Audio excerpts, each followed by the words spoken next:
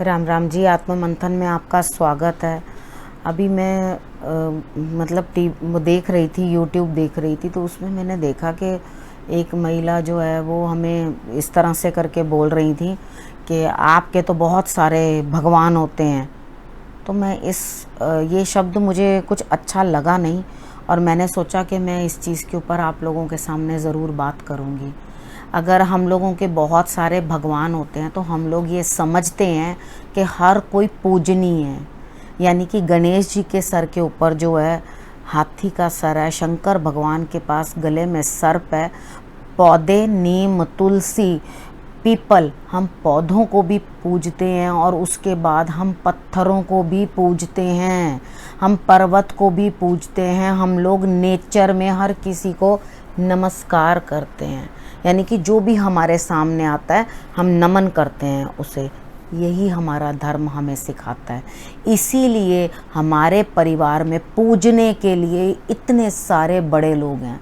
ठीक है, हम सब के अंदर ईश्वर का स्वरूप देखते हैं। क्या गाय, क्या बैल, क्या हाथी, क्या सांप, क्या पेड़, क्या पौधे। इसलिए हम पूरी सृष्टि को ही अपना जो है, सब जो मानव बने हैं ये समझते हैं कि हर किसी के अंदर ईश्वर का स्वरूप है, इसीलिए हम उनको नमन करते हैं। अब आपका क्या विचार है वो मुझे मालूम नहीं, लेकिन हमारा विचार तो यही है। इसीलिए हम सबकी पूजन करते हैं, हर किसी का। ठीक है, और राक्षसों का दमन करने के लिए जिस तरह से हमने ना बॉडी शेप के हिसाब से पूजा ना कुछ करा, हमने सबको सम्मान दिया। जिसका वजन ज़्यादा है, जिसका वजन कम है, जिसका रंग काला है, जिसका रंग गोरा है, हमने हर किसी को बिना किसी डिस्क्रिमिनेशन के, बिना किसी भेदभाव के अपना माना है। ठीक है, तो ये हमारे जो संस्कार हैं सबसे उत्तम है। हम सब ऋषियों की संतान है, ईश्वर की संतान है। हमारा सबसे उत्तम जो है धर्म है। ठीक है, अगर मैं आज मान लेती हूँ कि मेरी यहाँ से मन्नत पूरी हो गई, यहाँ पे 2 बातें मेरी पूरी हो गई, तो वो मेरा ईश्वर हो गया। तो अगर उसको आपने अपना ईश्वर मान लिया तो वो आपकी श्रद्धा है। लेकिन हमारे लिए तो आप सभी पूजनीय हैं, ईश्वर भी पूजनीय है। ईश्वर जिन्होंने हमें जन्म दिया पूजनीय है, गायें पूजनीय है हमारे लिए। मैंने आपको सब चीज़ बताया। हम लोग तो कुत्ते को भी भैरव बलि के साथ खड़े हुए देखते हैं, हम तो उनकी भी सेवा करते हैं। ठीक है, हमारे लिए सभी पूजनीय है, सभी आदरणीय है।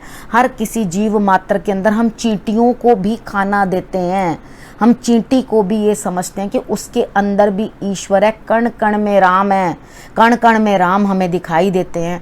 हम सबका पूजन करते हैं और हमें बहुत गर्व है इस बात के ऊपर कि हम सब में ईश्वर को देखते हैं। इससे उत्तम ईश्वर की प्राप्ति क्या होगी? आप में भी ईश्वर हैं। अगर आप ये समझ नहीं पाए तो हमें गलत मत कहिए। ठीक है, खुद को, अपने आप को समझाइए। असल में धर्म का मतलब आप समझ ही नहीं पाए हैं। हम समझते हैं तो आप हमें गलत क्यों कहते हैं? हमारे विषय में गलत क्यों बोलते हैं? आपके तो ईश्वर ऐसे हैं, आपके तो ये ऐसे हैं, ये तो वैसे हैं। हमारे पास तो सब हैं। आपके पास क्या है? हमारे पास तो इतने ईश्वर हैं पूजने के लिए, आपके पास क्या है? तो थोड़ा समझिए इस चीज़ को। बोलने से पहले, कहने से पहले हर चीज़ को जरा तोल मोल के बात कीजिए। किसी के ईश्वर के ऊपर टिप्पणी करने का आपको कोई अधिकार नहीं है। ना हम कर रहे हैं, ना आप कीजिए। ठीक है, आपको भी इस चीज़ को समझना होगा कि किस तरीके के साथ दूसरे को सम्मान देना है। ठीक है, हम आपको सम्मान दे रहे हैं, आप हमें सम्मान दीजिए। इस बेकार की तू मैं से कोई लाभ नहीं होगा। चीज़ों को समझने की कोशिश करोगे तो आपको अच्छा लगेगा और चीज़ें समझ में आएंगी। कण कण में राम, कण कण में ईश्वर, उन्हें देखने का प्रयास कीजिए। अपनी दृष्टि जो है वाइड करो। ठीक है, संकीर्ण मत रखो उसको इस तरह से मत रखो कि किसी को समझ में भी ना आपकी बात आए। आप जो करें वो सब अच्छा, हमारा सब कुछ बुरा, ये तो कोई बात नहीं हुई। धर्म के अगेंस्ट किसी के कुछ भी बोलने का कोई लाभ नहीं होता। सबको अपने ईश्वर को पूजने का पूर्ण अधिकार है। उसे जिसमें ईश्वर दिखाई दे वही उसके लिए महान है। किसी को पत्थर में दिखाई दे रहा है, किसी को पेड़ में दिखाई दे रहा है। हम तो पेड़ों में भी जान है ये भी सोचते हैं। हमारा तो इतना जो धर्म है इतना अच्छा, हम उनकी भी पूजा करते हैं, हम उनका भी पूजन करते हैं, ठीक है। और आप सबको भी निमंत्रण है, आप लोग भी करो, कोई दिक्कत नहीं है, जिसको मर्जी पूजो। हमारे इष्ट को पूजना चाहते हो, हमारे इष्ट को पूजो, हमें कोई भी प्रॉब्लम नहीं है। जो भी ईश्वर आपको पसंद है, जिसको भी आप ईश्वर रूप में देखते हो, उसका पूजन करने में कोई बुराई नहीं है। किसी गुरु को, किसी को आप अपना मानते हो, एक घर में 5 बच्चे होते हैं और 5 अलग अलग गुरुओं को और अलग अलग शक्तियों को मान रहे होते हैं, वो एक चीज़ में नहीं चलते हैं, तो इसमें कोई बुराई नहीं है, इसमें कोई दिक्कत नहीं है। जब एक घर के 5 बच्चे एक समान नहीं, एक हाथ की 5 उंगलियां एक समान नहीं, तो बाकी लोग एक समान कैसे हो सकते हैं? थोड़ा सा इस चीज़ पे विचार करें। पेड़ पौधे जो होते हैं वो उस योनि में डाले जाते हैं, हम भी उन योनियों को काट कर आए हैं, या काट कर मनुष्य का जीवन मिला है, इसलिए तो नहीं मिला ना कि एक दूसरे के ऊपर उन्होंने सबसे उत्तम योनि आपको दिया कि एक दूसरों पर धर्म के नाम के ऊपर भद्दी टिप्पणियां करो और उल्टी सीधी बातें बोलो किसी को, इसलिए तो नहीं दिया ना। पेड़ों को भी मुख से खाने की सजा मिली होती है, हम उनकी भी सेवा करते हैं, जो भूखा है हम उसकी भी सेवा करते हैं।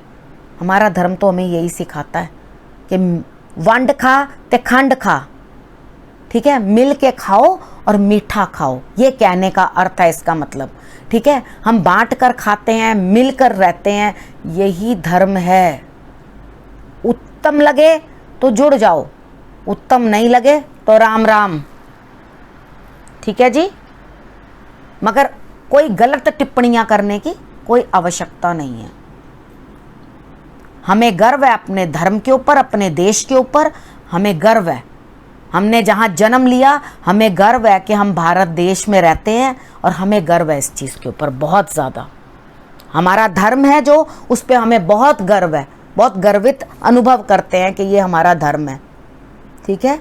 और हम अपने आप को बहुत ही सौभाग्यशाली समझते हैं जो हमारा जन्म भारत में हुआ। इस विषय को मैं यहीं समाप्त करती हूँ, अगले विषय के साथ फिर से आपके पास आऊँगी। नमस्कार।